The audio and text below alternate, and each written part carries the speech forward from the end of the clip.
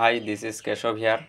তো আমরা এই টিচিং যাত্রা চ্যানেলের মাধ্যমে কিন্তু আমি বরাকভ্যালির থেকে যে টেট রিলেটেড ইনফরমেশনগুলো দিয়ে থাকি। তো আমরা একটা আপডেট পাই যে 5500 পোস্টের সেকেন্ড ফেজ ভেরিফিকেশন চলছে, আজ থেকে শুরু হয়ে যাবে, যেহেতু আজকে 27 তারিখ। তো সকলেই তো জানো, এবং কয়েকজন আমাকে প্রশ্ন করেছিল যে আর আমাদের নাম আসবে কি না, যেহেতু আমাদের বরাকভ্যালি থেকে এখনও এই সেকেন্ড লিস্টে অনেকের নাম আসেনি। তো ওরা কিন্তু ভয় পেয়ে আমাকে অনেক সময় ফোন করে বা মেসেজ করে যে আমাদের নাম তো আসেনি, তো আমরা এখন কি করব, মানে ভয় পেয়ে গেছে আর কি।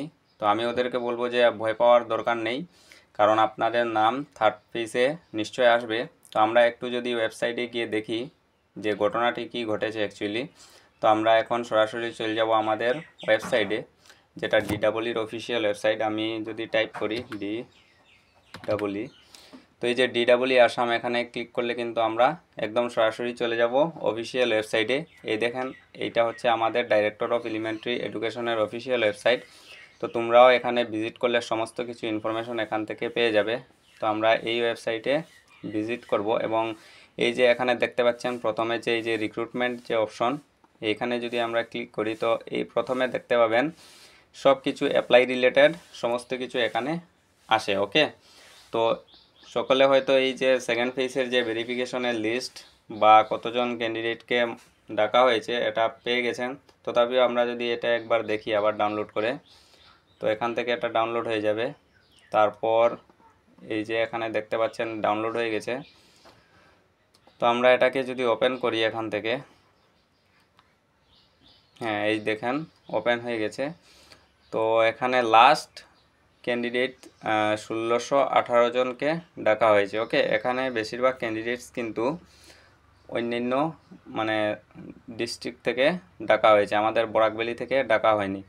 ওকে, তো এখানে দেখতে পাচ্ছেন আপনারা এই যে ক্যান্ডিডেটসগুলোর নাম। তো মেইন মুদ্রা কথা হচ্ছে যে আপনাদের নাম কিন্তু থার্ড লিস্টে অবশ্যই আসবে, যারা বরাকভ্যালি থেকে আপনারা অ্যাপ্লাই করেছেন। আগে তো আমি কাট অফের ভিডিও দিয়েছি অলরেডি, তো এরকম যদি আপনাদের কাট অফ থাকে তাহলে নাম নিশ্চয়ই আপনাদের আসবে। ওকে, তো এখন কথা হচ্ছে যে আপনাদের যখন নাম আসবে তখন কি কি ডকুমেন্টস আপনারা নিয়ে যাবেন সেগুলো কিন্তু আগে থেকেই আপনারা রেডি করে রাখবেন। এবং যেহেতু এখন এনআইএসও আসবে, তো এনআইএসের জন্য যারা আছেন তো তারা তো এনআইএসের জন্য নোটিশ যে দিয়েছে আপনাদের, এই যে এখানে দেখতে পাচ্ছেন 17 তারিখের নোটিশ মতে আপনাদের ডকুমেন্টস কিন্তু সব লাগবে। ওকে, তো প্রথমে কি বলছে একটু আমরা যদি আরবার দেখে নিই, যে the candidate are hereby asked to comply the notice regarding proof of in-service teacher only for the candidates with 18 months DLED from NIS are notified by number এত এত এত, তারপর ডেটের 17 জুন, মানে 17 জুনে একটা নোটিশ পাবলিশ করেছিল, আপনারা হয়তো সবাই অবগত আছেন। তো এই নোটিশ অনুযায়ী আপনারা যারা NIS ক্যান্ডিডেট বা নিউজের ক্যান্ডিডেটস, তো তোমরা কিন্তু এইগুলো নিয়ে যেতে হবে। ওকে, তারপর 2 নম্বর বলছে যে the candidates are requested to bring self attested photocopy set of all documents along with the relevant documents in original at the time physical document verification, মানে আপনাদের যে সেটটি থাকবে মানে একটা জেরক্স কপি করতে হবে এবং অরিজিনাল কপি আপনাদের নিয়ে যেতে হবে। ওকে, যারা থার্ড ফেজে বরাকভ্যালি থেকে নাম আসবে তারা।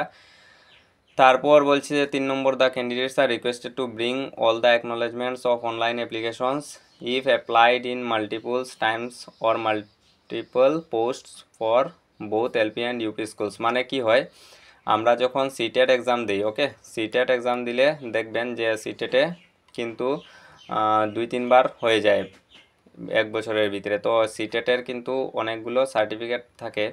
তো সিটেটের যেহেতু 2-3টা সার্টিফিকেট থাকে, তো আপনাদের নিশ্চয়ই যেটিতে বেশি মার্কস স্কোর করেছেন সেটি দিয়ে হয়তো অ্যাপ্লাই করেছেন, কোনোটা এলপিতে হয়তো একটা সার্টিফিকেট দিয়েছেন এবং ইউপিতে হয়তো আরেকটা সার্টিফিকেট দিয়েছেন, সেজন্য আপনাদের কিন্তু এই অ্যাকনোলেজমেন্টগুলো নিতে হবে। ওকে, কারণ এগুলা ভেরিফাই করবে আর কি।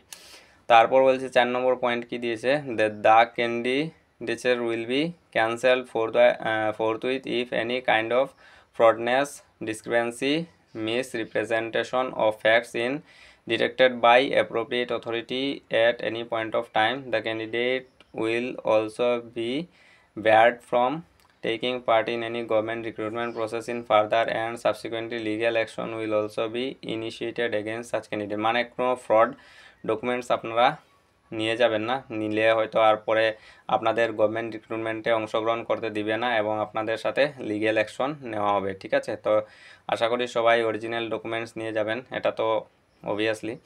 তারপর 5 নম্বর পয়েন্ট বলছে যে the next phase of physical document verification will be started from 1 July. এইটা হচ্ছে সবথেকে ইম্পর্ট্যান্ট মানে পয়েন্ট, যেটা যারা আপনাদের বরাকভ্যালিতে নাম আসেনি, তো আপনাদের কিন্তু 1 জুলাই 2025 সালে কিন্তু আরেকটা লিস্ট পাবলিশ করা হবে, যেটা থার্ড ফেজ। তো থার্ড ফেজে কিন্তু আপনাদের নাম অবশ্যই আসবে, তো চিন্তার কোনো কারণ নেই। আপনারা কিন্তু এই যে ওয়েবসাইট DEEর এটা ভিজিট করলে পেয়ে যাবেন, ওকে। তো এখন কথা হচ্ছে কিছু কিছু পয়েন্ট আমাকে অনেকে জিজ্ঞেস করেছেন যে কাট অফ বাড়বে কি না, যে কাট অফ NIS এসেছে, ঠিক আছে।